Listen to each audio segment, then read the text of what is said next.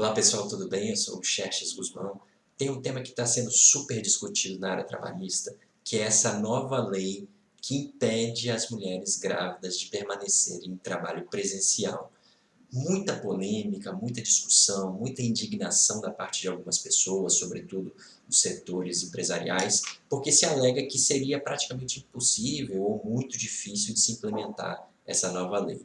Aliás, a lei surpreendeu muita gente, porque a gente sabe que a tendência dos últimos anos em matéria trabalhista é de leis que flexibilizam direitos dos trabalhadores, ou seja, reduzem direitos mesmo dos trabalhadores. A reforma trabalhista foi nesse sentido, de 2017, a Lei da Liberdade Econômica de 2019 também, e todas as normas nesse período de pandemia de Covid-19 também vêm flexibilizando direitos como suposta solução das questões que vêm surgindo.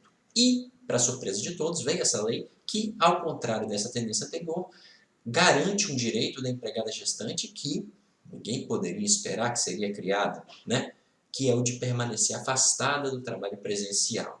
Bom, vamos entender vários pontos que já estão sendo discutidos, sabendo, gente, que essa questão é muito preliminar. A lei ela foi feita, foi sancionada em 12 de maio de 2021, publicada no dia 13 de maio, e eu estou gravando esse vídeo no dia 14 de maio. Então a gente está realmente ali, né, com um assunto recém chegado às discussões. A gente ainda demanda um tempo maior de maturação, mas eu vou trazer algumas observações minhas sobre essa questão, ainda que previamente, né? Bom, vamos começar com os principais pontos que estão sendo discutidos para esclarecer o teor da lei. Primeiro eu vou ler o artigo único da lei, né? Na verdade ela tem um segundo artigo, mas esse segundo artigo ele simplesmente diz que ela entra em vigor na data da sua publicação, ou seja, ela entrou em vigor a partir de 13 de maio de 2021, ela já está em pleno vigor, tá gente? Não tem aquele período de vacácio para adaptação, já está valendo. E o artigo único que traz realmente uma disposição é o artigo 1º. O que dispõe esse artigo 1º? Eu vou lê-lo até porque ele é curto para a gente entender, depois eu vou trazer pontos que já estão sendo discutidos. Bom, o tema desse artigo é o seguinte, caput, né? Parte inicial do artigo. Durante a emergência de saúde pública de importância nacional decorrente do novo coronavírus, a empregada gestante deverá permanecer afastada das atividades de trabalho presencial, atenção a esse detalhe, tá? Sem prejuízo da sua remuneração. Fundamental também essa segunda parte. Parágrafo único desse artigo 1º. A empregada afastada nos termos do caput deste artigo ficará à disposição para exercer as atividades em seu domicílio por meio de teletrabalho, trabalho remoto ou outra forma de trabalho à distância. Então, observações iniciais, gente. Eu vou entrar em questões específicas, tá? Mas, inicialmente, o que eu queria tratar com vocês? A lei, ela não comporta exceções. E eu vou, repito, daqui a pouco voltar nessa questão, mas ela não comporta exceções. O caput desse artigo 1º é claro. Empregada gestante, afastada do trabalho presencial. Aí, a gente já vê algumas tendências. Ah, mas se for tal empregada, se for qual empregada, ela pode sim continuar. Gente, a lei é clara, né?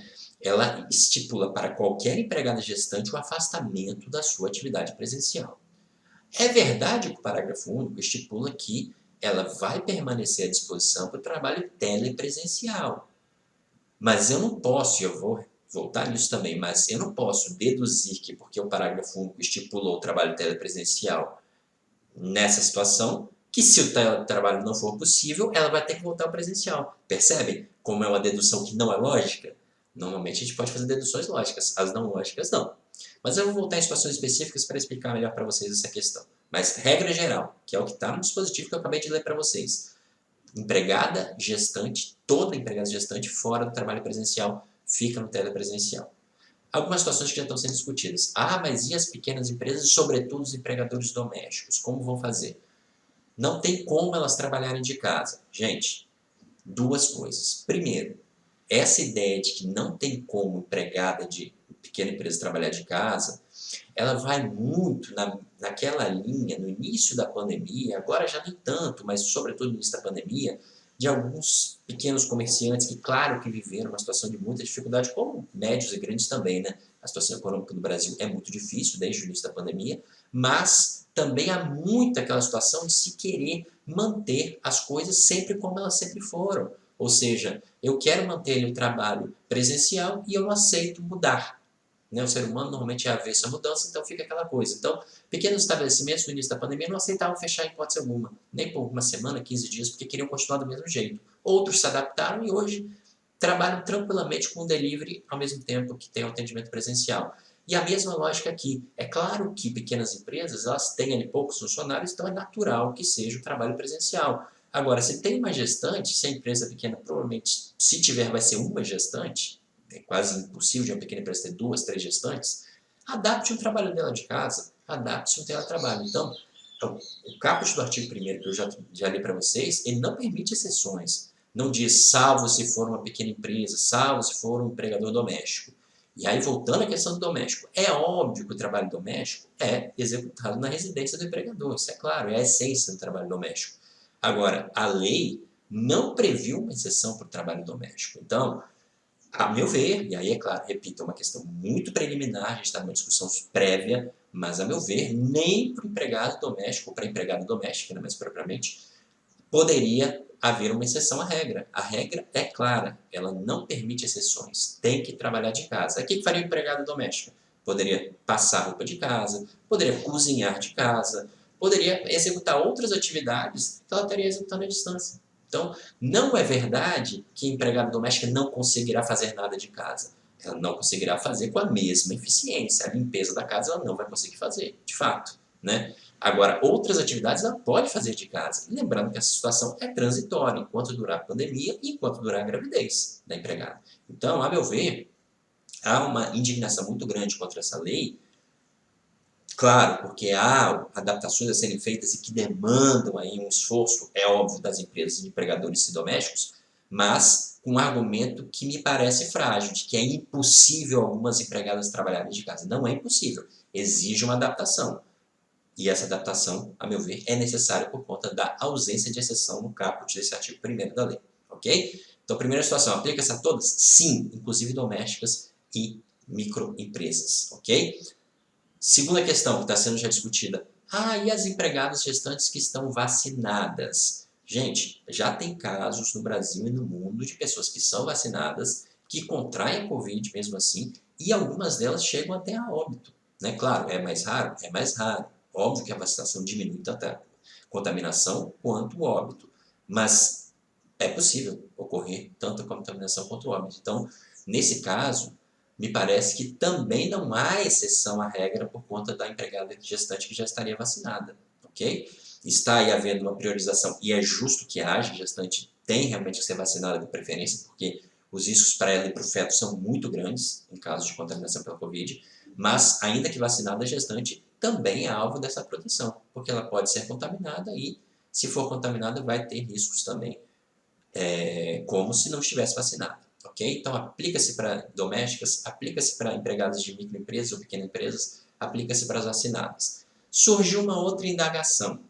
Será que o empregador, fiscalizando a rede social daquela gestante que está afastada do trabalho presencial, e identificar que ela está ali em baladas, saindo, eventualmente até bebendo, apesar de estar grávida, ele poderia convocá-la de volta ao trabalho? A resposta, gente, é não. Por mais indignação que isso gere, e gera de fato, né, empregada gestante, ou mesmo que não seja empregada, né, a gestante ela não deve consumir bebidas alcoólicas, porque põe em risco a própria saúde e a do feto também. Ela, se está afastada do trabalho, se presume que ela vai ficar mais recolhida, né, para ter um pouco mais de cautela nesse período de pandemia. Agora, se ela vier frequentar uma balada, isso foi identificado pelo empregador, isso pode eventualmente ensejar alguma penalidade. Por exemplo, se ela estiver no teletrabalho rendendo pouco, o empregador pode aplicar uma advertência nela, eventualmente até uma suspensão, porque está identificando que ela está, né, em atividades ali fora do trabalho que não são adequadas para aquela situação dela, né, para a condição de gestante, e ao mesmo tempo está afastada do trabalho. Agora, isso não significa que o empregador teria direito de reconvocá-la ao trabalho, porque a lei, repito, né, vou estar voltando sempre nisso, ela é clara no caput do artigo 1º. Não tem exceção. Todas as empregadas gestantes têm que ser afastadas do trabalho. Então, não existe essa possibilidade. Identifiquei que ela está saindo para outras atividades, então vou chamá-la para presencial. Não. Uma coisa não se confunde com a outra. Ok? São situações bem diferentes. Outro ponto. Estou trazendo alguns pontos, gente, que já estão sendo discutidos, tá? Porque esse assunto está sendo muito polêmico, apesar do pouco tempo aí de publicação da lei, ela já está sendo muito discutida, então estou trazendo pontos que já estão sendo evocados. né? Um quarto ponto, e as servidoras públicas, as empregadas da administração pública, também são objeto desta lei? Ou seja, também deverão ser afastadas? Aí a resposta é a mesma que a gente dá para outros direitos trabalhistas, garantidos pela CLT ou pela legislação trabalhista em geral. Depende do enquadramento jurídico dessa servidora. Se ela for uma servidora seletista, ou seja, regida pelas normas da CLT, sobretudo aquelas de empresas públicas, né? Não um servidor público típico lá da União, do Estado, dos municípios, mas aquela servidora que trabalha em empresa pública, ou mesmo no ente público, mas com regime seletista, sim, vai se aplicar a ela essa regra. Agora, se ela for uma servidora estatutária ou com outro regime administrativo, não, aí vai depender de lei específica para regulamentar a situação dela. Ok, gente? Então é para todas as gestantes, menos para servidoras públicas com regime distinto do seletista. Ok? Bom, outra questão, e essa vai trazer certamente muita polêmica nos próximos dias, semanas, meses, porque certamente será uma alegação de muitas empresas. O governo tem que pagar essa conta desse afastamento? Bom, aí eu vou retomar o artigo que eu li para vocês no início do vídeo. A atividade presencial está afastada para todas as gestantes, sem exceção, mas ela vai ficar em teletrabalho, ok? Então, gente, se ela vai ficar em teletrabalho, já há um ponto complicado para o governo arcar com esse afastamento. Por quê? Porque não quer dizer que a gestante não vá trabalhar, quer dizer que ela não vai trabalhar presencialmente. Então, de casa, doméstica, repito, pode ficar cozinhando, preparando o alimento da família, pode ficar passando a roupa daquela família, né? A empregada de uma microempresa pode ficar executando atividades de captação de clientes, de contato com fornecedores e diversas, dependendo do ramo de atividade da empresa. Então, ela vai estar trabalhando. E se ela vai estar trabalhando, ela tem que continuar recebendo a remuneração, que, aliás, está previsto também no artigo 1º caput da lei. Mantém a remuneração. Aí pode-se alegar, mas e aquelas empresas que não conseguirem, em hipótese alguma, colocar a empregada para trabalhar de casa? Repito que isso é uma questão de adaptação possível, ao meu ver, em todas as atividades, mas supondo que não houvesse aí uma possibilidade, é um setor muito específico, que demanda só atividade presencial, não tem captação de clientes, não tem, enfim, qualquer atividade que possa ser exercida de casa. Bom, gente, o que alguns doutrinadores, alguns autores estão utilizando é o artigo 394A, parágrafo 3º da CLT, que prevê, de fato, atenção, para atividades insalubres, o afastamento da gestante. É só lembrando que o STF tem uma decisão, logo depois da reforma trabalhista, não sei se vocês vão se lembrar, que se permitiu pela reforma que a gestante trabalhasse em labor insalubre, o que, a meu ver, era absurdo, e para o STF também foi, tanto é que o STF declarou a inconstitucionalidade desse dispositivo, tá? Mas o que não foi derrubado pela decisão do STF é a possibilidade de a empregada que não conseguir ser colocada em atividade salubre, e agora é obrigatório, porque o STF não permite, né, não permitiu pela sua decisão, gestante em atividade insalubre, que ela seja afastada pelo INSS, porque essa seria considerada uma gravidez de risco e tal, e o INSS pagaria um benefício para essa gestante afastada, ok? Bom, é possível até teoricamente fazer uma análise ali por analogia, né, aplicar analogicamente essa questão? É possível. Não se pode negar que é uma possibilidade fazer essa analogia. E eu não tenho dúvida, gente, que algumas empresas farão isso, essa tentativa de analogia. Agora, qual a minha opinião, com devido respeito, porque tem autores que já estão defendendo essa tese, com devido respeito a eles, a minha opinião é que é uma certa forçação de barra. Por que é forçação de barra? Porque, na verdade, esse artigo é específico para o trabalho insalubre. E a Covid-19, em princípio, também tem polêmica sobre esse tema, mas, em princípio, a Covid-19 não é uma atividade insalubre. Então, trazer a situação da Covid-19 para esse artigo 394A, parágrafo 3º da CLT, me parece um pouco forçado.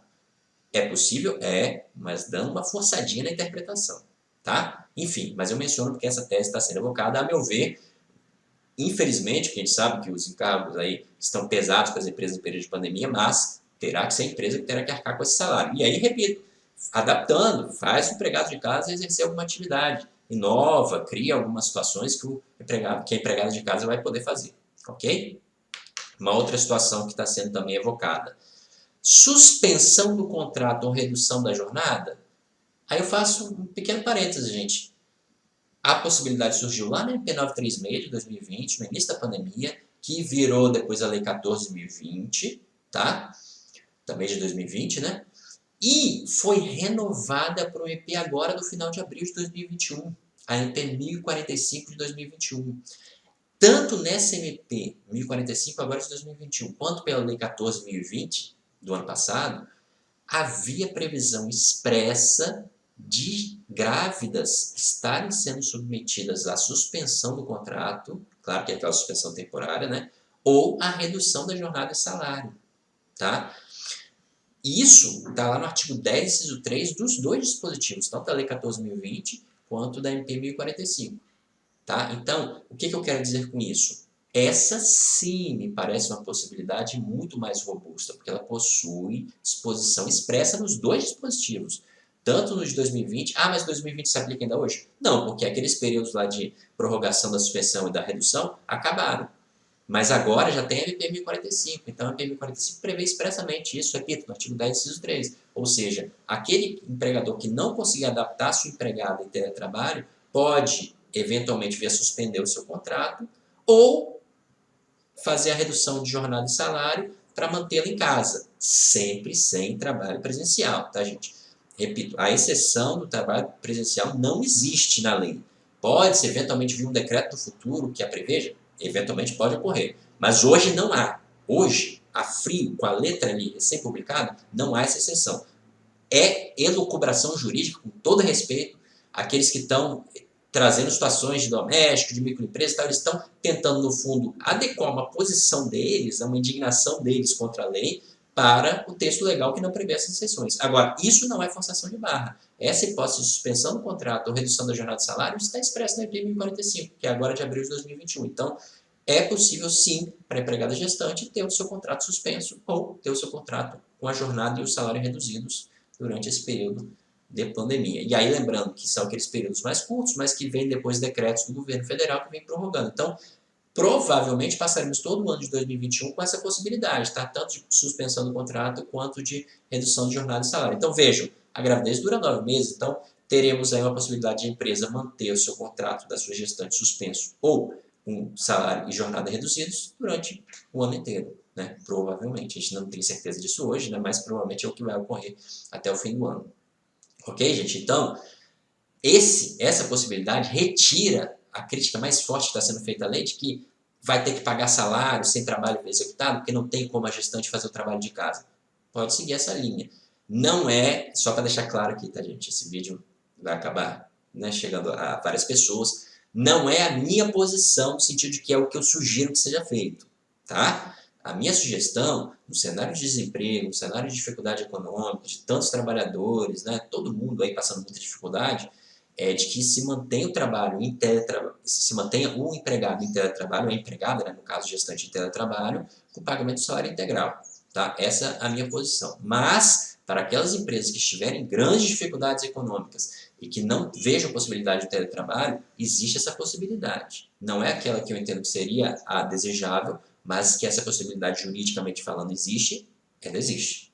Tá lá, já mencionei os artigos para vocês, ok? Por último, gente, eu queria tratar de uma questão que também está sendo ventilada, se existiria a possibilidade de um acordo individual, empregador, empregada gestante, para romper o contrato dela, para que ela saia da empresa. E aí, sempre sob aquela alegação, não, foi ela que pediu, ela não quer ficar em teletrabalho, então ela quer sair. Ou mais ainda, ela quer ficar no presencial, então ela quer ali fazer um acordo individual dizendo que ela abre mão do trabalho em sua residência, em seu domicílio, e quer no trabalho presencial. Gente, aí a gente tem que voltar no conceito básico do direito do trabalho, que é o de direitos indisponíveis. A estabilidade, por exemplo, no emprego, nas hipóteses de estabilidade, que inclusive incluem a dela, da gestante, né, são irrenunciáveis. Né? Por que são irrenunciáveis? Porque, independente da vontade do empregado, existe o Estado com a proteção para aquele trabalhador que é, como a gente chama no termo técnico, hipossuficiente, ou seja, ele tem uma condição de inferioridade em relação ao empregador, porque o empregador é detentor da sua empresa, pode dispensar todos os seus empregados e recontratar no dia seguinte, porque tem uma fila de desempregados querendo emprego, enquanto que o empregado normalmente depende do seu emprego para sustentar a sua família, pagar suas contas, enfim.